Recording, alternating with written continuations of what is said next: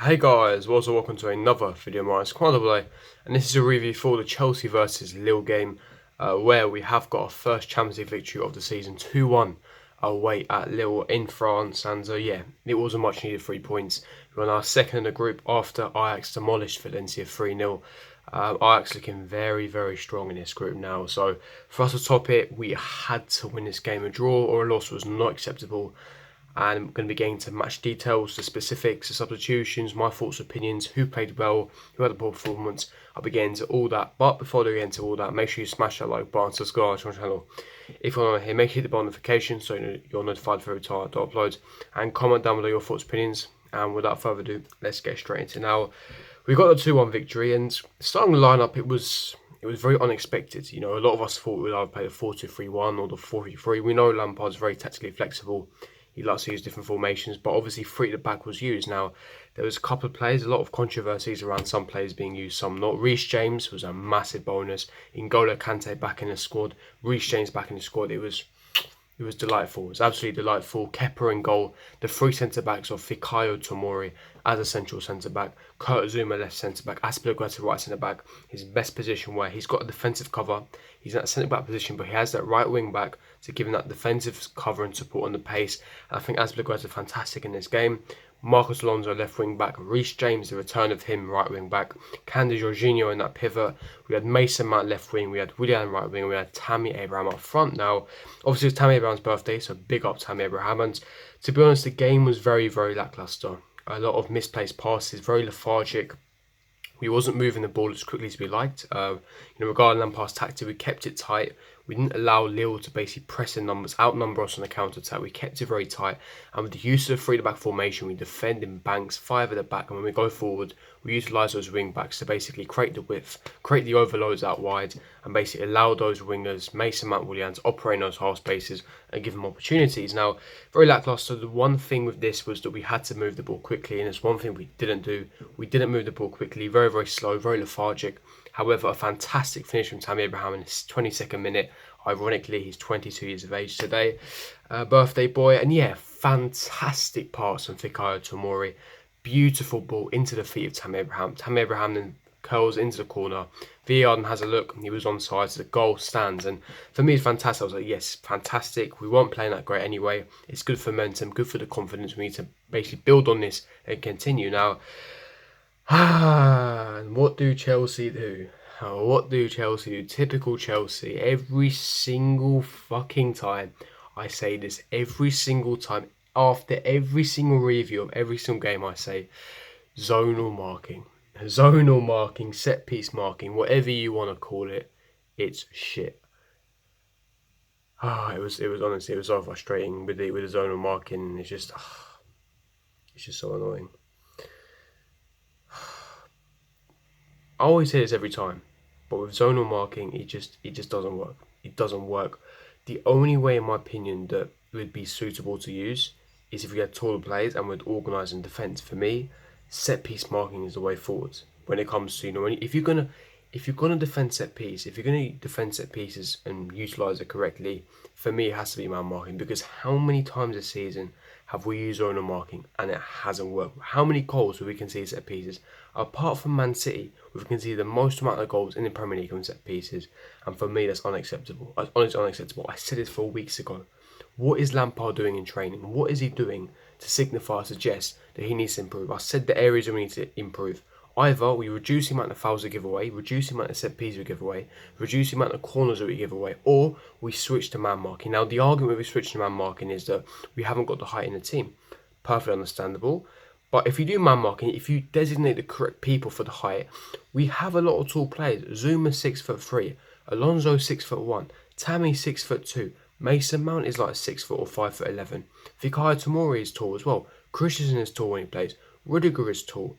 We do have tall players, but we just, we don't really utilise. I think that this today proved to me once again the zonal marking is just not the way forward, because we concede way too many goals on the counter attack. We concede way too many goals in zonal marking, and you're gonna do this zonal marking bullshit. You have to do it correctly and wisely, because, like I said, we keep conceding, and it wasn't even close. The man who was supposed to be marking him, Victor, Sunma, who scored the equaliser at the time. It was a fantastic header, bullet header. The defender who was supposed to be man marking him wasn't anywhere close to him. So it just indicates that this method does not work. We either have to switch to a man marking method, or we have to work on this in training, because obviously Frank Lampard isn't working on this, because I've said this for weeks and weeks and weeks. It's something Frank Lampard has to work on in training, because we're leaking way too many goals. And not only are we leaking way too many goals, it's also on the counter. Now, I'm happy we won.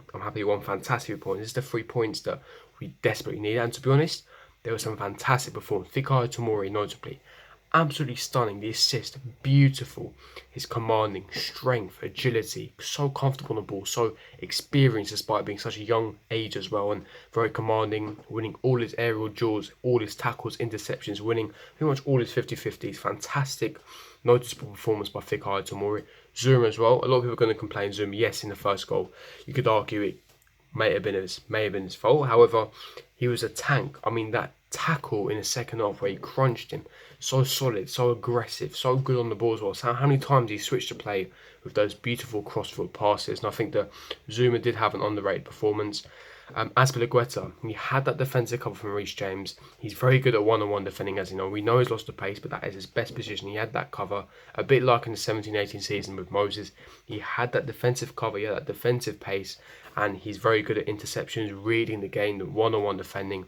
And Reece James was phenomenal. Yes, he got booked by his crossing. You can tell that modern fullback that he's going to be a top fullback. His crosses were stunning. Variation in crosses, over the top, across the ground, fast in the centre as well. For me, Reece James, fantastic as well. Really, really good performance by him. And yeah, left wing back Alonso, decent performance. Jorginho Kante, good at dictating the game. Obviously, they were outnumbered on the counter-attack, but Kante doing his job as well. And Mason Mount. Now, a lot of you watch the channel, you know that I'm not a massive fan of Mason Mount, but today he really had a stinker. He didn't press enough in my opinion. You have to press as a unit. That's not generally his fault. He is out of position. He had a glorious chance second half to put us ahead. Luckily, Willian did with a wonder goal. But Mason Mount, for me, his passes are all over the show. Not good enough defensively. His work rate wasn't there. He didn't press that well either. He didn't get a goal. He didn't get assists. And I've always said it with Mason Mount is he's a good player, but if he doesn't score an assist, he doesn't have any impact on the game whatsoever. I want someone to tell me now, what impact does he have unless he scores? If he scores an assist, I'm fine. I don't mind having him in a team. But if he doesn't score an assist, he's useless. I'm honestly speaking, right? He's useless. He didn't press enough. His work rate wasn't good enough. Defensively, he wasn't solid. He didn't score. He didn't assist. He had a stinker. I'm sorry, and he didn't play well against Liverpool. Very average performance against Brighton as well. For me, not good enough.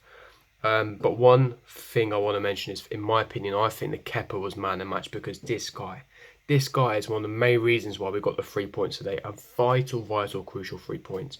2 top saves in the first half.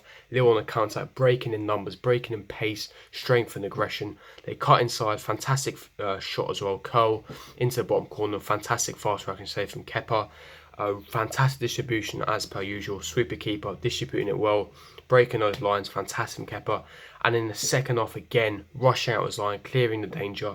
And again, a couple more top class saves where he's very commanding. And for me, very disciplined performance, fantastic performance by Kepa Arrizabalaga. He really has improved recently, and we know he's a world class keeper. We know he's one of the best keepers in the world. And with only 24 years of age, he will be one of the best keepers in the world. Again, very, very strong, aggressive performance, very commanding performance as well. So yeah, I think that overall it was a noticeable and a world-class performance in my opinion. And yeah, obviously had a bit of a shaky end, what can I say, a shaky thing at the end. Obviously he gave the ball away, but he did recover from it, so yeah, it wasn't too much of an issue. So yeah, Kepa really good, and like I said, most of the players in this team, they performed at a high standard. They performed really well, and we deserved the 3 points. Reece James on his debut, Kepa man and match in my opinion. Defence very solid, especially Zuma and Tomori. Centre in the midfield, Jorginho dictating the play. Tammy Abraham getting the first goal, beautiful finish, poacher as he is. Wing backs doing their job. Hudson-Odoi getting the assist as soon as he came on, beautiful assist. So direct, his pace, agility, aggression. And Willian with an absolute wonder goal to win us the game. For me, it was a vital 3 points that we needed, and thankfully we did get it.